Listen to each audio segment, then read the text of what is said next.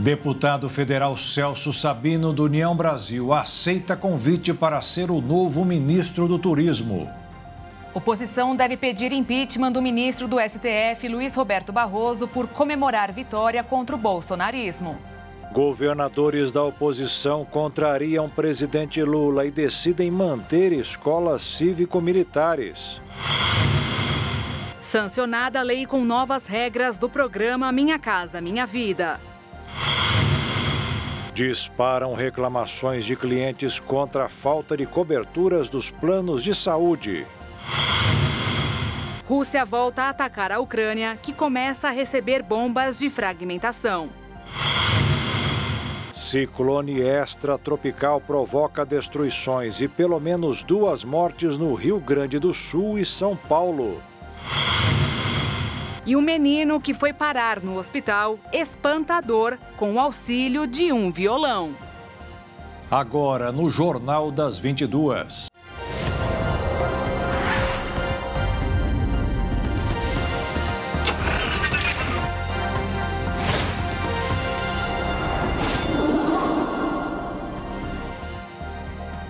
Olá, boa noite. Boa noite.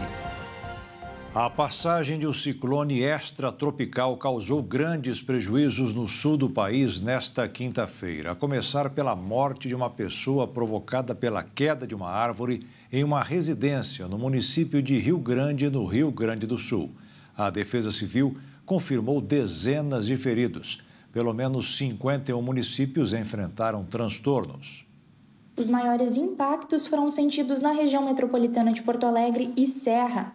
Ao contrário do registrado no mês passado, o litoral sul também foi afetado. O Instituto Nacional de Meteorologia disparou um alerta vermelho que estava vigente até às 10 horas de hoje. A Defesa Civil Gaúcha registrou a ocorrência de chuva de granizo com danos em residências em diversas cidades do estado. Vocês sabem que estamos vivendo aí os efeitos novamente de um ciclone extratropical. Então é muito importante, em primeiro lugar, atentar-se para os alertas da Defesa Civil. É muito importante acreditar no alerta quando vem de fonte oficial. Mas também é importante que, se você mora em área de risco ou alto risco, sair da sua casa durante esses eventos e ir para a casa de amigos ou parentes ou até mesmo para algum abrigo disponibilizado pela prefeitura do seu município. Aqui em Rio Grande, o ciclone passou com grande intensidade durante a madrugada. As rajadas de vento causaram diversos estragos pela cidade, dentre eles quedas de árvores, destelhamentos e alagamentos. Ocorreu a queda da energia elétrica por volta das 21 horas. Até a manhã dessa quinta-feira ainda não havia sido restabelecida. O Hospital Santa Casa do Rio Grande teve que cancelar os seus atendimentos de pronto-socorro e eletivos por falta da energia. As atividades foram canceladas em escolas e na universidade. Estamos nas ruas fazendo monitoramento na cidade do Rio Grande. Tem todo um plano de contingência, um plano de ação, junto com a Secretaria de Zeladoria, junto com bombeiros, junto com a Secretaria do Cassino, junto com a SMED, junto com a Secretaria de Saúde, junto com a SAMU. Estamos, as forças vivas do município, trabalhando. A Prefeitura do Rio Grande emitiu uma nota solicitando que todos permaneçam em casa e apenas saiam em caso de extrema necessidade. Outras orientações podem ser consultadas junto aos meios de comunicação da Defesa Civil. Segundo os meteorologistas, esses ciclones são característicos aqui na região sul, principalmente nessa época do ano, sobretudo quando há a influência do fenômeno El Niño. Na cidade de Brusque, em Santa Catarina, um homem morreu com a queda de uma árvore. Com a passagem do ciclone, além de muitas árvores arrancadas, pessoas ficaram feridas e 300 mil unidades consumidoras ficaram sem luz. Segundo a Defesa Civil, os termômetros vão cair e os ventos fortes continuam por causa da atuação do fenômeno natural.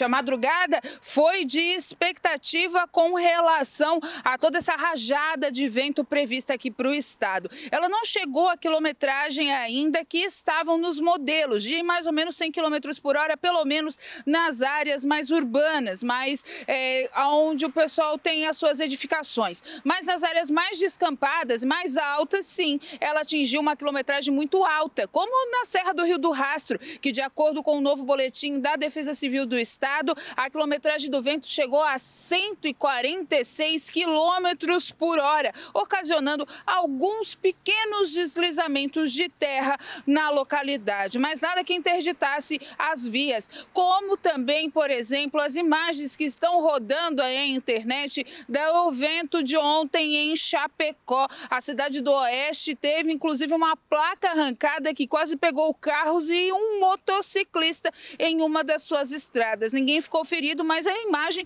é impressionante. O vento, como vocês estão vendo, tem horas que sopra bem forte, mas nada da quilometragem que estava prevista, pelo menos aqui para a região sul. A cidade de Praia Grande, que foi atingida fortemente pelo outro ciclone do mês passado, hoje também, de acordo com as imagens que vocês estão vendo agora, também teve rajada de vento muito forte, mas sem danos previstos. Do mais, o vento está amenizando, indo para a área do litoral, indo para o alto mar, e aí sim a ressaca vai chegar a Santa Catarina, o que preocupa também a Defesa Civil, ondas de até 3 metros na região da capital Florianópolis. Então, portanto, a gente vai aqui tentando controlar um pouco as ações no meio desse vento um pouco mais forte. A temperatura está caindo, a sensação térmica já está chegando na casa dos 14 graus. A previsão amanhã é de geada nas cidades mais altas, principalmente na Serra Catarinense, e a gente vai acompanhando tudo por aqui. O Aeroporto Internacional de Florianópolis, que ontem estava interditado, hoje pela manhã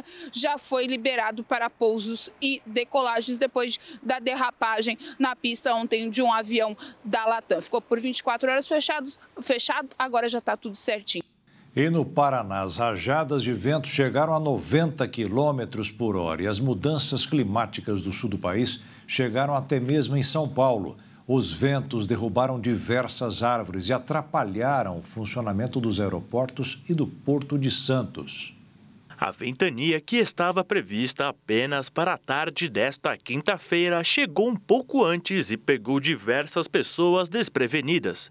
O vendaval, que em alguns lugares atingiu cerca de 72 quilômetros por hora, provocou estragos em algumas regiões de São Paulo. Mas, segundo os meteorologistas, as rajadas de vento podem chegar a 90 quilômetros por hora. Dentre as árvores que caíram na cidade, uma de grande porte caiu em cima de uma guarita na rua Lício Marcondes do Amaral, no Morumbi. Por sorte, o segurança não estava no local e ainda estava chegando para o seu turno. Já na famosa Avenida Engenheiro Luiz Carlos Berrini, algumas placas da estrutura de um prédio comercial soltaram e caíram no meio da rua.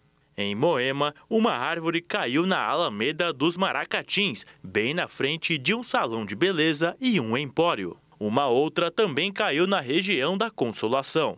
Mas os alertas não são apenas para as pessoas que estão no solo. Quem vem do ar, ou seja, de avião, também tem enfrentado problemas esses dias. 4 aviões precisaram arremeter por causa do vento forte quando tentavam pousar no aeroporto de Congonhas, na zona sul de São Paulo. Alguns registros foram feitos por passageiros. A Infraero afirmou que as rajadas de vento podem influenciar na operacionalidade do aeroporto, porém a decisão de pousos e decolagens em ocasiões de ventos fortes é do comandante da aeronave. Os fortes ventos provocados pelo ciclone também levaram ao fechamento temporário do Porto de Santos, no litoral paulista, por cerca de 5 horas e meia. Dessa forma, as saídas e entradas de navios no cais foram suspensas. O embarque e desembarque de mercadorias, porém, aconteceu normalmente. Ainda no litoral, mais precisamente em Itanhaém, uma idosa de 80 anos morreu. Segundo os bombeiros, a causa da morte foi por uma descarga elétrica, ocasionada pela queda de um galho sobre um fio de alta tensão. Testemunhas disseram aos policiais que a casa em que a idosa morava ficou sem energia. Ela saiu para a rua para ver o que causou o apagão e acabou encostando em fios derrubados. Então, preste atenção. Por conta do ciclone extratropical, o clima sofrerá mudanças. Os meteorologistas afirmaram que as temperaturas vão cair ao longo dos dias e há previsão de chuva, com termômetros podendo marcar 8 graus na capital paulista e região metropolitana de São Paulo durante as madrugadas de sexta, sábado e domingo.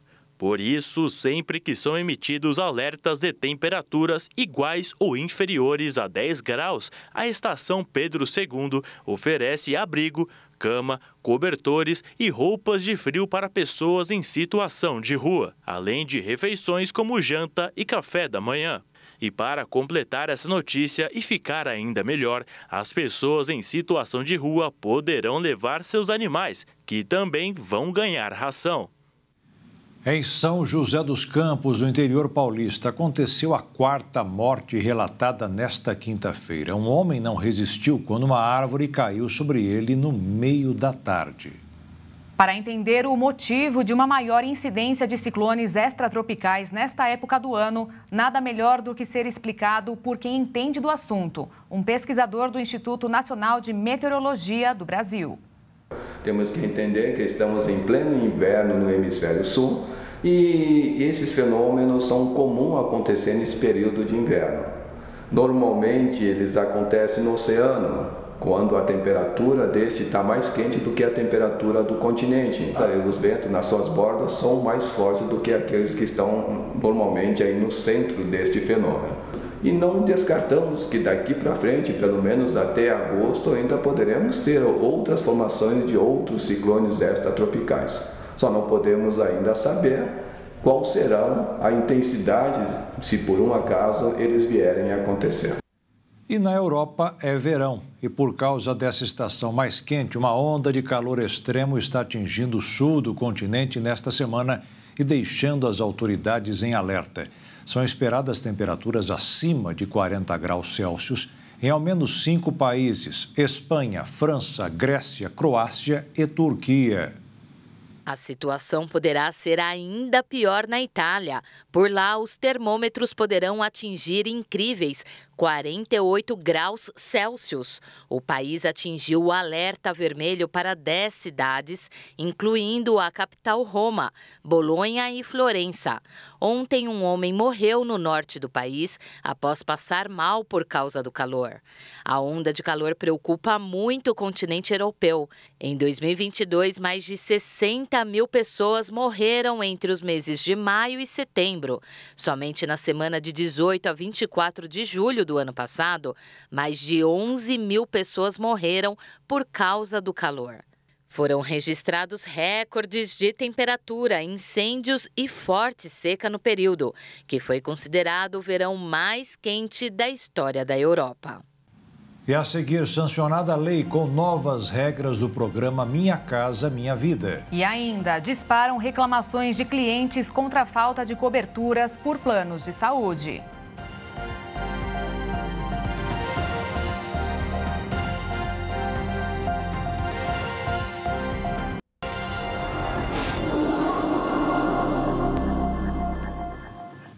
O novo Minha Casa Minha Vida foi sancionado hoje pelo presidente da República. O programa reduziu os juros para que famílias com renda de até R$ 8.000 comprem imóveis. O governo federal pretende entregar 2 milhões de novos imóveis através do Minha Casa Minha Vida até 2026. Na nova versão do programa, sancionada nesta quinta-feira, o governo federal ampliou as faixas de renda tanto para os que querem financiar um imóvel quanto para quem receberá uma habitação do governo. 3 faixas de renda foram criadas. As famílias com renda de até R$ 2.640 ficam na faixa 1 do programa. A faixa 2 contempla as famílias com renda de até R$ 4.400 e os que têm renda de até R$ 8.000 serão atendidos na faixa 3. Os valores subsidiados para os imóveis variam de acordo com o porte da cidade e a faixa de renda do comprador. As taxas de juros também são aplicadas de acordo com a localidade do imóvel, mas, segundo o governo federal, são as menores da história. Para as famílias com renda de até R$ 2.000 que vivem no Nordeste, a taxa passou de 4,25% para 4% ao ano. Já nas demais localidades do país, os juros caiu de 4,5% para 4,25%. Para as faixas 2 e 3, os juros variam de 4,75% até 8,16%, a depender da renda e da região. As famílias que fizerem o financiamento utilizando o FGTS terão maior desconto no valor da entrada e poderão subsidiar até R$ 55 mil do imóvel. Além das mudanças relacionadas às taxas de juros e ao uso do FGTS, o governo federal passou a exigir melhorias estruturais nos imóveis contratados pelo Minha Casa Minha Vida. Os apartamentos precisarão ser maiores e ter varanda. Os condomínios devem oferecer equipamentos para a prática esportiva e biblioteca e precisam ser localizados em regiões com infraestrutura urbana, com escolas e postos de saúde, por exemplo. Terrenos mais bem qualificados poderão receber um valor adicional para incentivar a qualidade do empreendimento. Todo mundo gosta de umas coisas com certo padrão. Um vaso sanitário decente, um chuveirinho decente. É porque as pessoas querem ser respeitadas na sua mais importante intimidade. Então eu queria que vocês levassem em conta essa evolução. Já estamos com 40 metros quadrados, já melhorou, mas o movimento popular tem feito casa de 60 metros quadrados. E mais importante, o movimento popular já tem feito casa, inclusive apartamento, com 13º andar, com elevador.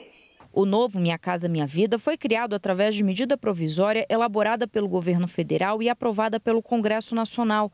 Ao sancionar o texto, o presidente vetou alguns trechos, entre eles o que previa o uso de energia limpa nos condomínios do programa. Nós entendemos que a maneira que estava disposto, haveriam problemas em relação a como fazer a execução disso. Então, pactuamos que nós faríamos o veto disso, mas nós não estamos desconsiderando, muito pelo contrário, nós desejamos que a questão da energia solar esteja dentro do programa Minha Casa Minha Vida. Durante a cerimônia de sanção do Minha Casa Minha Vida, o presidente Lula voltou a criticar o presidente do Banco Central e as altas taxas de juros do país.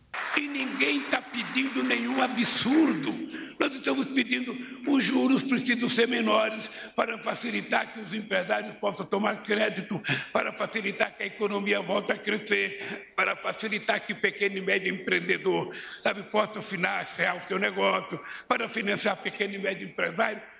É só isso. O que estamos querendo demais? Nada.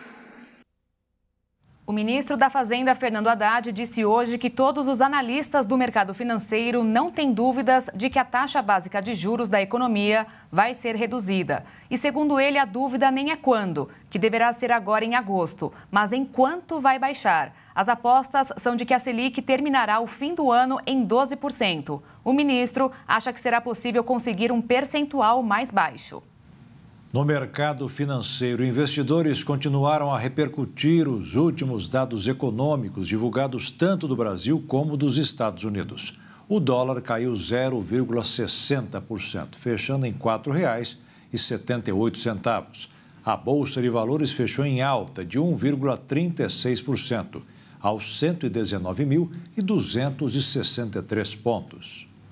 Somente nos 3 primeiros meses do ano, mais de 25 mil processos foram abertos contra planos de saúde. Os dados divulgados pelo Conselho Nacional de Justiça mostraram que os anos de 2020 e 2021 tiveram, em média, 75 mil ações na Justiça. Mas no ano passado o índice subiu. Foram registrados mais de 88 mil novos processos contra os planos. Os especialistas relacionam a alta a 2 fatores. O primeiro é o fim da emergência em saúde pública pela Covid-19, que estimulou a volta das pessoas aos serviços de saúde. Muitas vezes, os pacientes não encontram um determinado grupo de medicamento ou até especialistas para determinadas áreas da medicina. E o segundo foi a lei aprovada no Congresso que flexibilizou o chamado rol taxativo da Agência Nacional de Saúde Suplementar, que é uma lista que determina quais procedimentos serão realizados com a cobertura dos planos. Muitos negam várias coberturas. A expectativa é que as demandas judiciais continuem subindo. As bicicletas elétricas compartilhadas podem ser até 66% mais rápidas do que os carros, de acordo com um levantamento realizado por uma empresa de tecnologia para micromobilidade na América Latina. O estudo mostrou que os carros levam em média 21 minutos para realizar trajetos de 9 a 10 quilômetros. Já a bicicleta elétrica consegue fazer esse mesmo trajeto em apenas 7 minutos, o que causa uma diminuição no tempo em 66%. O levantamento teve como base viagens ocorridas em horários de pico ao longo deste ano nas cidades de São Paulo e no Rio de Janeiro, metrópoles conhecidas pelo congestionamento de ruas e avenidas, principalmente no horário de pico. Outro dado também mostrou que o deslocamento em bikes elétricas são em média de 42% mais longos e 33% mais rápidos se comparados a bicicletas comuns nas duas capitais. Nos últimos meses, uma grande empresa multinacional da frota de bicicletas anunciou que em breve aumentará em 220% sua frota de bikes elétricas em São Paulo e no Rio de Janeiro. Portanto, as duas capitais terão 2.000 modais elétricos disponíveis até o final do ano. O levantamento também mostrou que as bicicletas elétricas já fizeram mais de 12.300.000 deslocamentos e economizaram mais de 2.000 toneladas de dióxido de carbono, número que equivale a mais de 15.000 árvores poupadas com a economia. E para quem considera uma boa ideia utilizar uma bicicleta elétrica para fugir do trânsito, existem alguns modelos disponíveis para o uso pessoal e podem ser encontradas nos modelos mais simples a partir de R$ 5.300. E a seguir, deputado do União Brasil aceita convite para ser o novo ministro do Turismo. E veja também, governadores contrariam o presidente Lula e decidem manter escolas cívico-militares.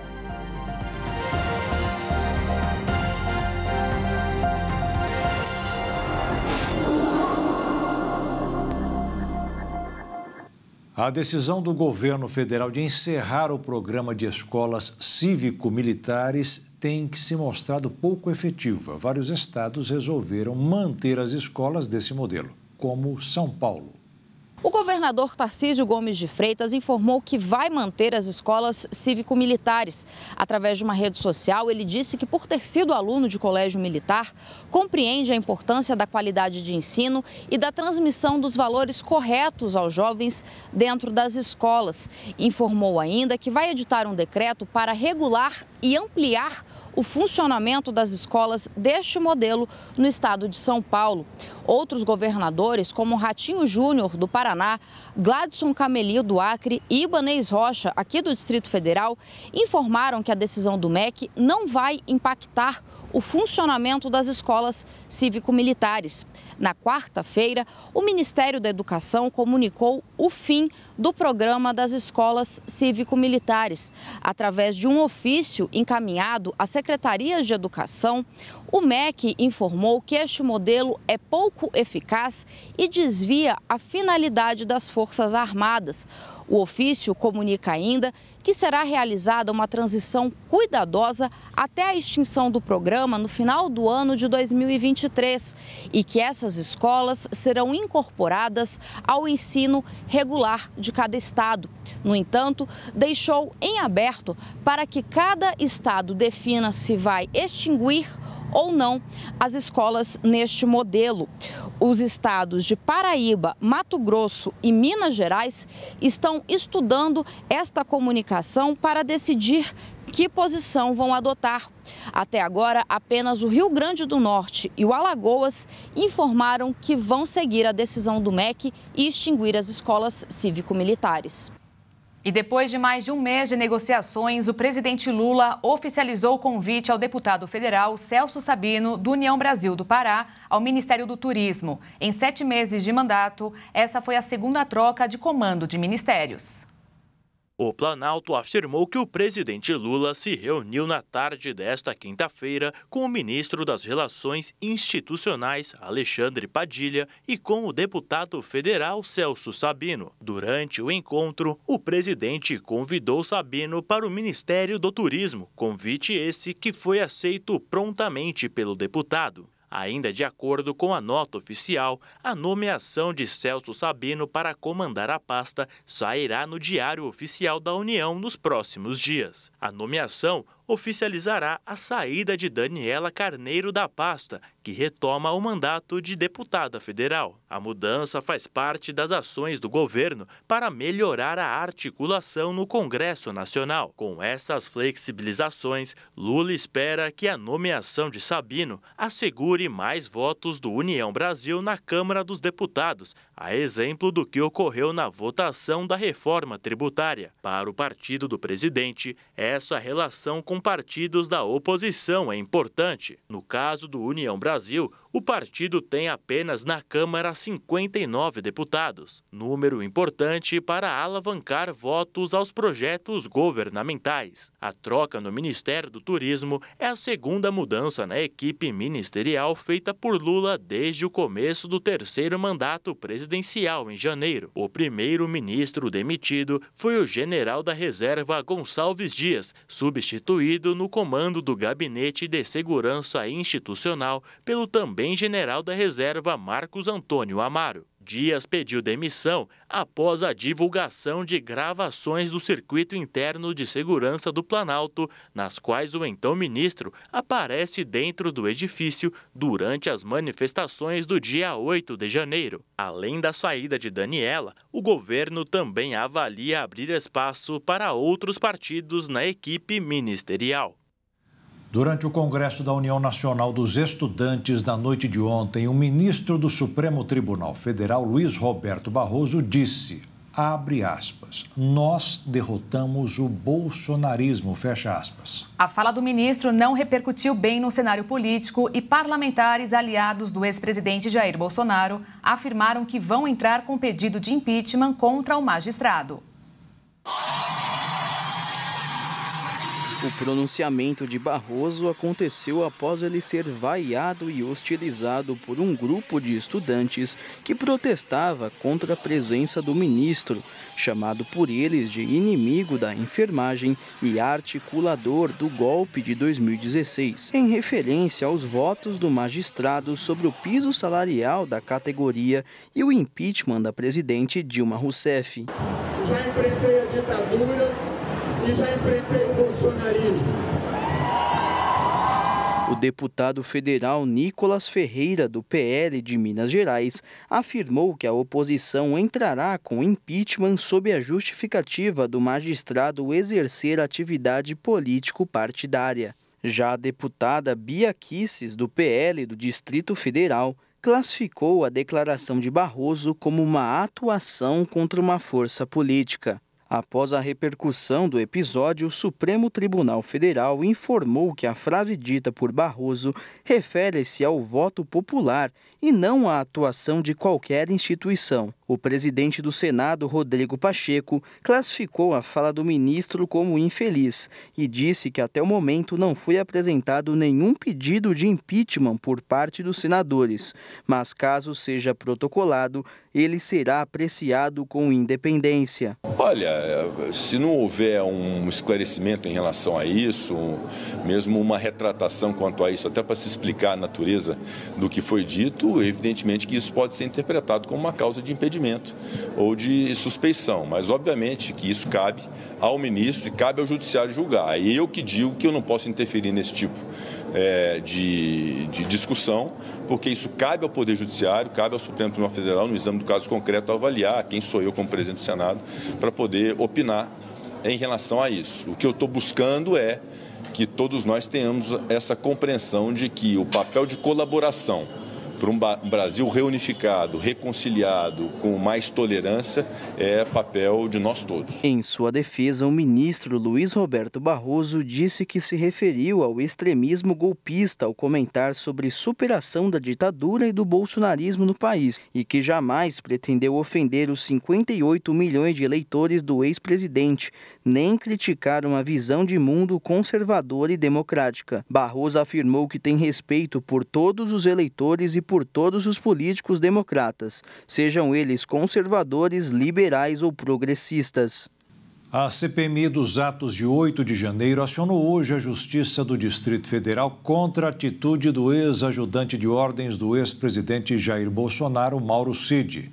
Durante mais de 7 horas de depoimento prestado esta semana, o tenente-coronel não respondeu a mais de 40 perguntas, alegando que cumpria o direito de permanecer calado para evitar ser incriminado. Mas na representação apresentada hoje, está escrito que ele abusou desse direito, ao não informar ao menos questões básicas, como a própria idade. Essa atitude é caracterizada como prejudicial ao funcionamento da comissão, o que pode gerar uma punição de 2 a 4 anos de prisão. Hoje é o Dia Mundial do Transtorno de Déficit de Atenção e Hiperatividade, conhecido como TDAH. Data estabelecida para aumentar a conscientização sobre a doença, que atinge quase 2 milhões de brasileiros. Transtorno de déficit de atenção e hiperatividade. Ainda há muitas dúvidas e preconceito em torno do TDAH. Segundo uma publicação feita na Revista Brasileira de Psiquiatria, são muitos os pacientes que não têm o diagnóstico e, por consequência, não recebem o tratamento adequado. Daí a importância da conscientização sobre esse transtorno. Para falar sobre esse assunto, aqui ao meu lado está a doutora Brígida Barreto, que é psiquiatra e psicanalista. Doutora, muito obrigada por nos atender. Já vamos começar falando o que é o TDAH? Sim, o TDAH ele é caracterizado dentro do manual diagnóstico de DSM como um transtorno de neurodesenvolvimento, caracterizado pela questão de desatenção e ou hiperatividade e impulsividade. Dentro da desatenção, temos vários critérios diagnósticos que precisam ser completados para fechar o diagnóstico.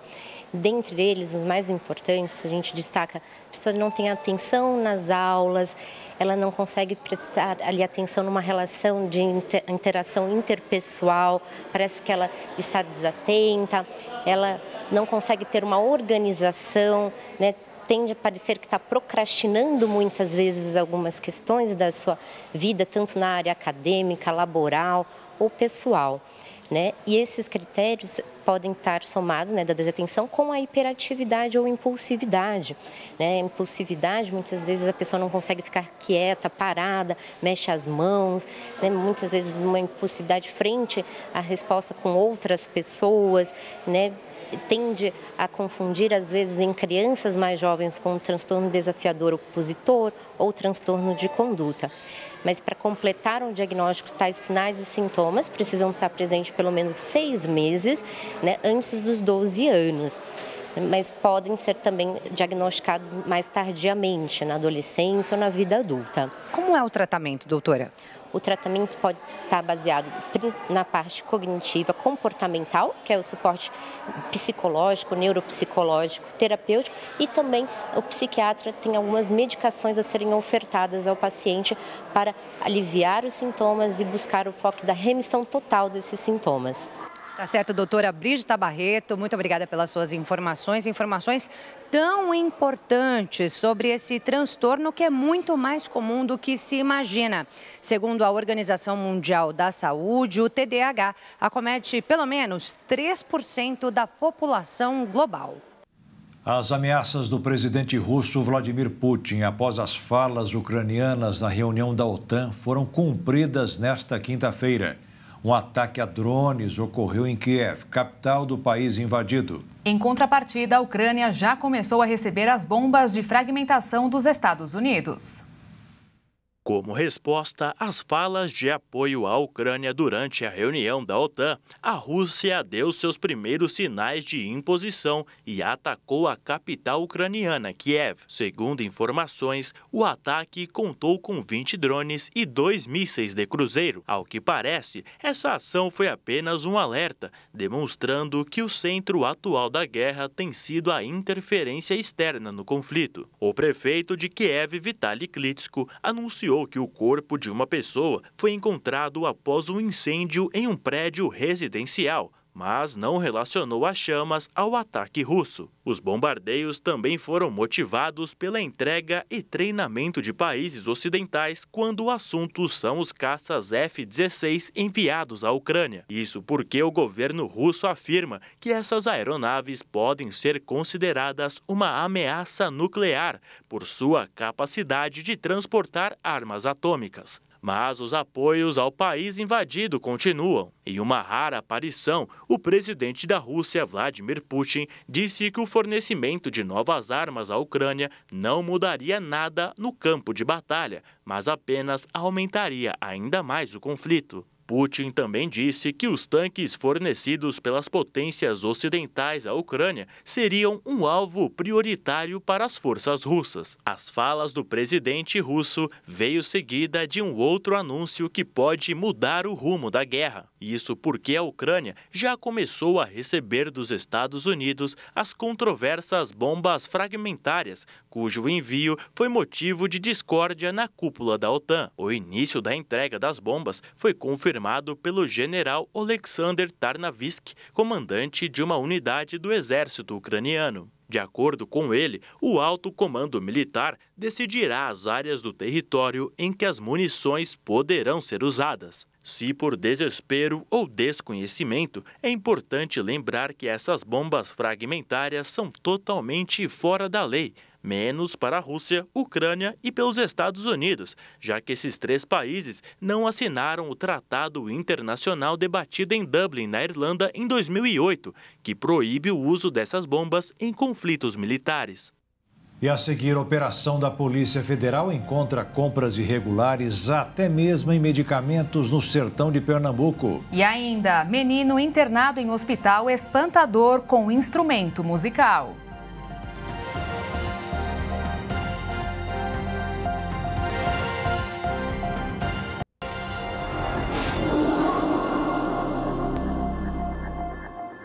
A Polícia Federal realizou hoje uma operação contra uma suposta quadrilha que teria fraudado licitações de compra de medicamentos, prestação de serviços médicos, obras de pavimentação e locação de veículos no sertão do Pernambuco. A pedido do Tribunal Regional Federal da 5ª Região, os agentes federais cumpriram mandados de busca e apreensão nas cidades de Recife, Camaragibe, Caruaru, Arco Verde, Ibimirim, Afogados da Ingazeira, Itacuruba, Inajá e Salgueiro. A operação, chamada de Hidra, investiga supostos crimes de organização criminosa, corrupção ativa e passiva, dispensa indevida de licitação, fraude à licitação e lavagem de dinheiro. O inquérito foi aberto após a Polícia Federal encontrar movimentações com indícios de lavagem de dinheiro e a inexistência de empresas contratadas pela Prefeitura. Além disso, também foram descobertos indícios de contratações irregulares, superfaturamento e fraudes em licitações. De acordo com as investigações, José Wellington de Melo, prefeito de Ibimirim, cidade localizada a 334 quilômetros da capital Recife, teria contratado diversas empresas fantasmas ligadas a um grupo de empresários para fornecimento de remédios, prestação de serviços de consultas médicas, realização de obras de engenharia, terraplanagem e pavimentação, além de acertos para a locação dos veículos. Segundo a Polícia Federal, um dos empresários beneficiados pelo esquema teria indicado uma pessoa para garantir a vitória de empresas previamente selecionadas.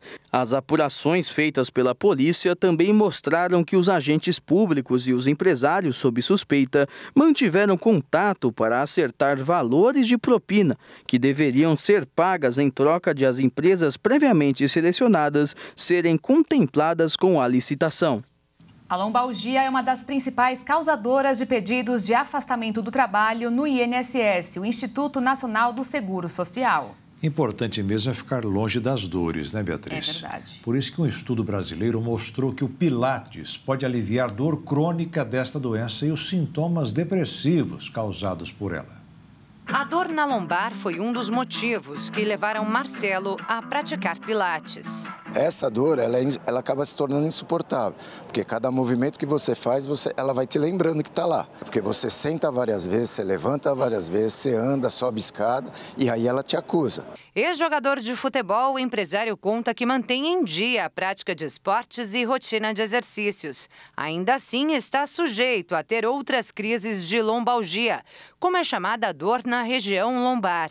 Você tem posturas erradas dirigindo, você tem posturas erradas trabalhando, você tem posturas erradas no sofá e N outras posturas que você tem. Então aqui é uma maneira de você corrigi-las também. A correção está diretamente ligada ao bom resultado, mas as aulas precisam ser personalizadas. Isso aqui é igual uma receita médica, né?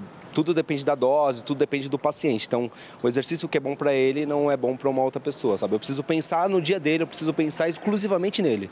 Então, assim, a dor só melhora mudando o padrão de movimento. Então, eu preciso pensar no movimento que ele faz durante o dia, mudar o padrão de movimento, eu consigo melhorar a dor dele. O grande problema, segundo o especialista, é ficar sempre na mesma posição. As pessoas passam o dia inteiro sentado ou o dia inteiro nessa mesma posição que eu estou aqui, numa perna só. Então a musculatura ela fica muito tensionada de um lado e acaba puxando a lombar para o outro. Quando você solta a musculatura do glúteo, a tendência é soltar a lombar e já melhora na hora. Assim. Soltou, já melhora a lombar. Em um mês você já sente o resultado. Aquela dor que era aguda, ela passa a não ser mais aguda e você vai indo constantemente e você vai saber que aquilo lá está te dando o resultado.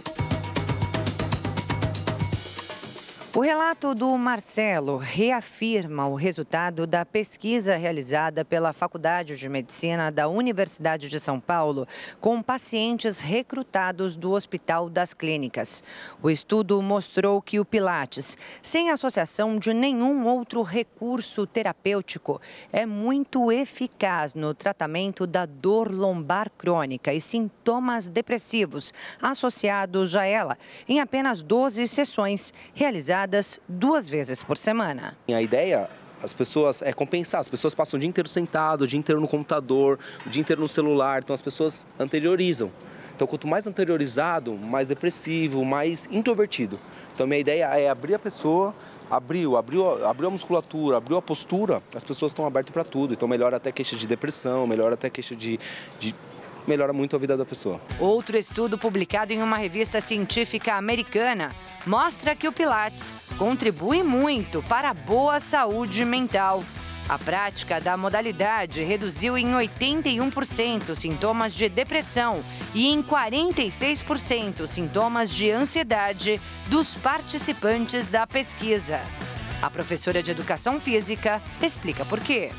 Depois do treino, a pessoa ela sai muito mais solta, mais leve, né? Então ela consegue ter mais energia para enfrentar o dia e ela começa a pensar em si mesma. Porque, na verdade, quando você entra num processo que você não está legal naquele dia, ou a pessoa que está com começo de depressão, ela tem que olhar para dentro de si. Opa, o que está acontecendo comigo? Como eu posso resolver isso? E aí o Pilates ele traz justamente isso, em pensar em si. Faz força no glúteo, faz força no abdômen, se concentra. Então ela não consegue pensar em outra coisa. Ela tem que se concentrar, estar ali agora. Praticante de Pilates há 8 anos, Marcelo diz que essa é mesmo uma modalidade completa. Precisa fazer para você sentir isso daí na pele.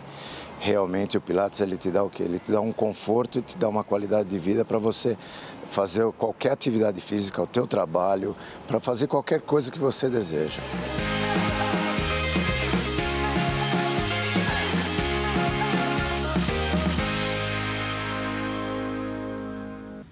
E para encerrar a edição de hoje, é bom conhecer o Felipe. Um menino que foi parar no hospital e conseguiu superar as dores e conseguir se recuperar com a ajuda de um violão. E ele fez sucesso. Está ouvindo esta música que ecoa pelos corredores do andar da pediatria do Hospital Regional? Vem da Enfermaria 307. Sabe quem canta e toca este violão lindamente? Guardem este nome, Felipe Nogueira. Moça bonita e dançar um rasgueado. Com 4 anos, eu ganhei meu primeiro violão. Aí depois dos 7 eu comecei a tocar mesmo. E daí com 8 eu comecei a me apresentar. Você pretende seguir carreira artística? Sim. Posso até não ser famosa, mas pelo menos eu vou fazer o que eu gosto. O Felipe veio parar no hospital por causa de outra paixão, o futebol. O meu cunhado lembrou que eles estavam jogando bola e o Felipe pegou a bola no peito, matou a bola no peito. Igual quem, filho? E aí ele teve por causa do impacto da bola, ele teve uma lesão no pulmão, né? Nos primeiros dias de internação, o Felipe estava triste, achando que não ia mais poder cantar. Foi então que a mãe teve uma ideia. Eu pedi para a médica, ela falou assim, ó, se a enfermagem autorizar, aí eu conversei com a enfermeira, ela autorizou, e a gente trouxe o violão para ele na terça-feira à noite. E aí ele começou a tocar na quarta, foi melhorando, saiu da máscara, foi para o catéter, dia 2, aí ontem ele saiu do catéter. O pediatra que coordena a linha materno-infantil do hospital não pensou 2 vezes. Quando ele começou a tocar e cantar, ficamos assim, meu Deus, de onde saiu esse menino cantor, né? Porque ele toca maravilhosamente e tem uma voz potente para a idade dele e para quem está passando por problemas respiratórios, né, usando oxigênio. Ficamos espantados. Desde então, o Felipe virou a atração no Hospital Regional. Pego dos seus braços, corpo, alma me entregar. A música ajudou na recuperação do Felipe e tornou mais leve a rotina para todos no hospital. E o fato do Felipe poder tocar o violão e cantar deixou ele muito feliz, ele estava tristinho. Ele achou que ele nunca mais ia cantar, falou para a mãe. E aí, quando trouxemos o violão e ele começou a cantar, ele mudou da água para o vinho. Então, com certeza, foi fundamental para que ele pudesse se recuperar. O Felipe é um aluno muito querido na Escola Municipal Aldo de Queiroz, onde ele também tem aulas de violão. A gente está com saudade, tá? Melhoras aí. E para você voltar e receber os nossos aplausos, né? Que você é um grande artista e você merece muitos aplausos, tá bom? Como que você vai receber agora, tá bom? Faz 7 dias que o Felipe está internado aqui no Hospital Regional e hoje ele recebeu a melhor notícia dos últimos dias. Depois de encher os pulmões e soltar a voz para o médico, o Felipe recebeu alta, vai poder voltar para casa. Agora ele recebeu a notícia que ele vai de alta, graças a Deus. Vai para casa. Vai para casa. O Jornal das 22 termina aqui. Obrigada pela sua companhia, um ótimo fim de noite para você e nós te esperamos amanhã. Boa noite, fique na paz. Tchau.